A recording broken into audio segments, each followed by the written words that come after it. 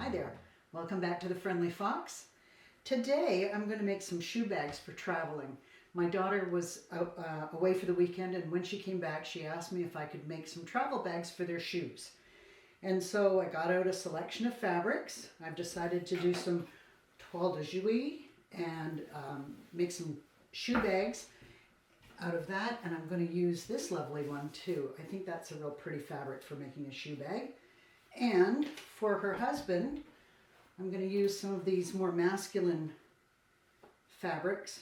I don't know if you can see that, but there's bears on it. So I'm going to make some shoe bags out of that. Let's get creative. So when you buy fabric from the fabric store, this edge here has been finished at the factory, so it's always going to be straight. This end where they cut is sometimes off kilter, and so it has to be torn. I've already laundered this fabric to get any shrinkage out because I don't need it shrinking after I've made the piece that I'm going to make. So I always, as you know, want to rip everything so I get nice straight edges.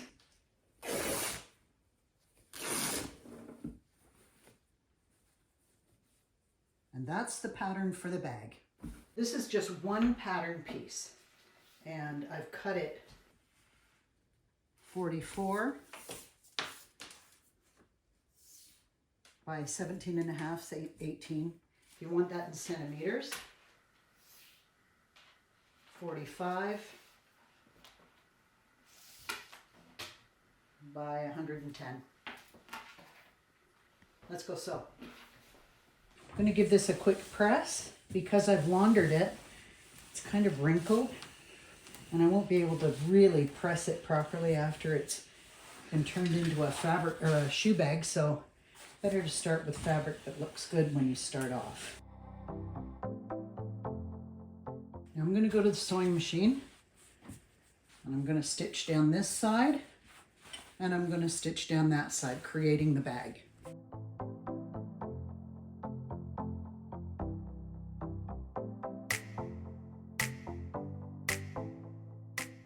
Sewing it on the serger finishes the edge so nicely that I don't have to do any French seams or anything. It just looks so much neater when it's done on the serger. It also cleans up any junk. So now I'm going to put a small gusset in the corners just to give the bag a little bit more stability. So going into the center here, and there are lots of ways to do this, but I've found this is the easiest for me. I'm only going to put in a small gusset.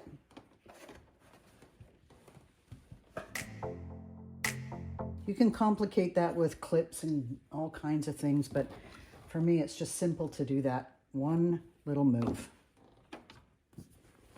Now the other corner. And there's my gussets done.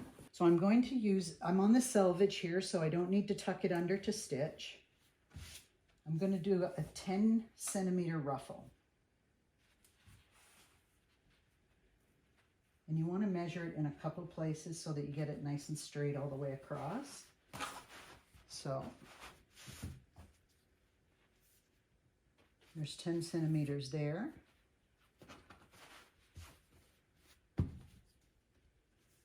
10 there.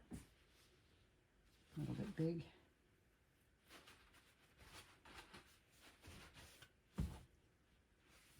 Perfect.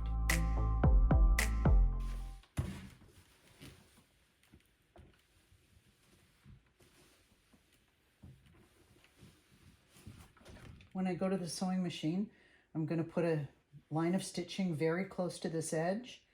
And then the ribbon that we've decided to use for this is quite thick. So I'm going to need quite a broad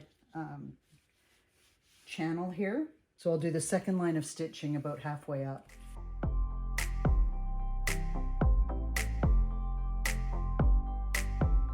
I'm going to leave a small gap right here where I can put the ribbon in with the safety pin on it. And then it's quite a wide ribbon, so I'm going to come up here. And this one's going to go all the way around and close. I'm not going to leave any gap in this one.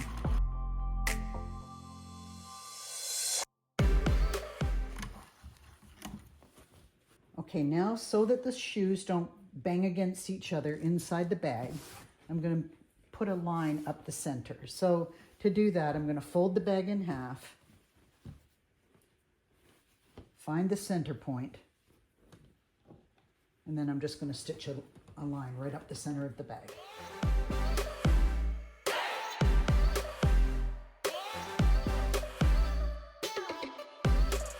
Now, in order to feed this, I'm going to go twice the length of what I need, plus a little extra. Ribbon usually has to be cut on the angle or it will fray. Now I'm going to use a safety pin to feed it through that opening that I left, right there. And go all the way around the ribbon, or all the way around the bag.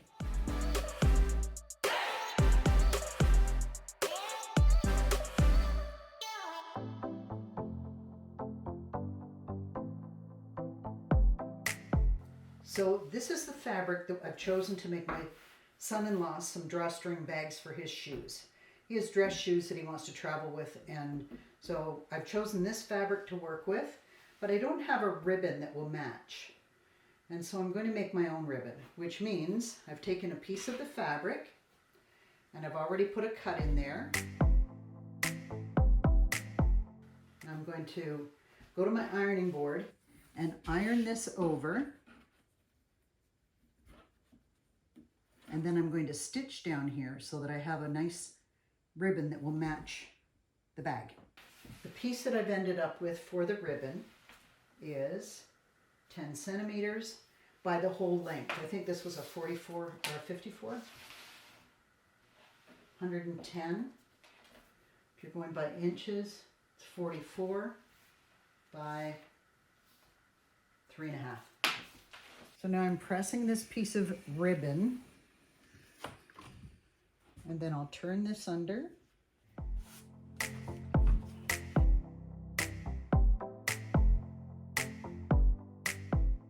And then on this one, I'm going to make a small turn, about 1/4 inch.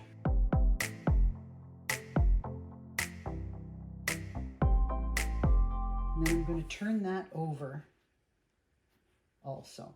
Now I could do a stitch and then turn the whole thing inside out, but this is probably just as fast.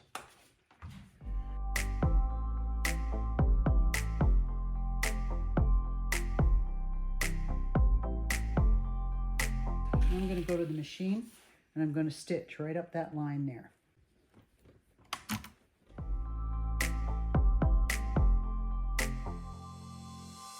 Voila, instant ribbon. So that's the finished project. This is what it'll look like in the suitcase.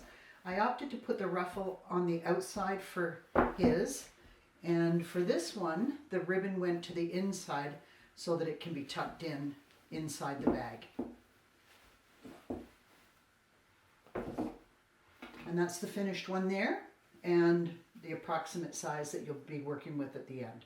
So thanks for joining me.